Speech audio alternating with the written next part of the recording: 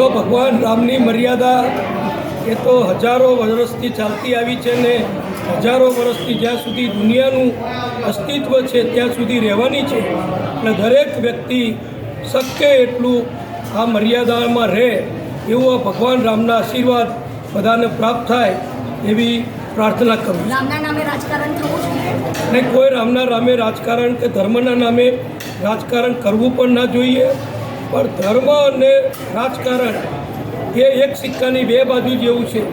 ધર્મની રક્ષા કરવી હોય, સંસ્કૃતિની રક્ષા કરવી હોય, દેશની રક્ષા કરવી હોય તો સ્વાભાવિક છે કે ધર્મના આદર્શો પ્રમાણે ભગવાનના દર્શન કરી અને પૂજા કરી આશીર્વાદ પ્રાપ્ત કરી અને દેશને આપણે આગળ વધારી શકીએ છીએ. એટલે ધર્મ અને દેશ બંને એક સાથે જોડાયેલું છે.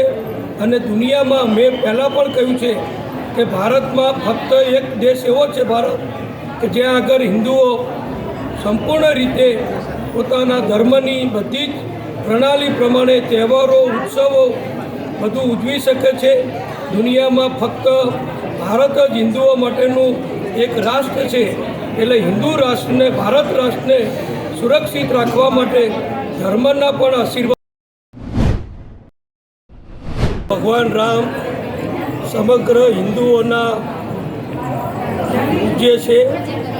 ભગવાન રામ ક્ષત્રિય હતા અને આજે રામનવમીના પવિત્ર દિવસે ભગવાન રામને હું પ્રાર્થના કરું છું કે જે પણ પ્રશ્નો હોય એ બધા પ્રશ્નોનું સારી રીતે સુખદ નિરાકરણ થાય અને બધા જ આનંદથી, પ્રેમથી દેશના વિકાસ માટે સૌનો સાથ, સૌનો વિકાસ, સૌનો વિશ્વાસ અને સૌનો પ્રયાસ એમાં સહયોગ કરે એવી ભગવાન રામને પ્રાર્થના કરું છું.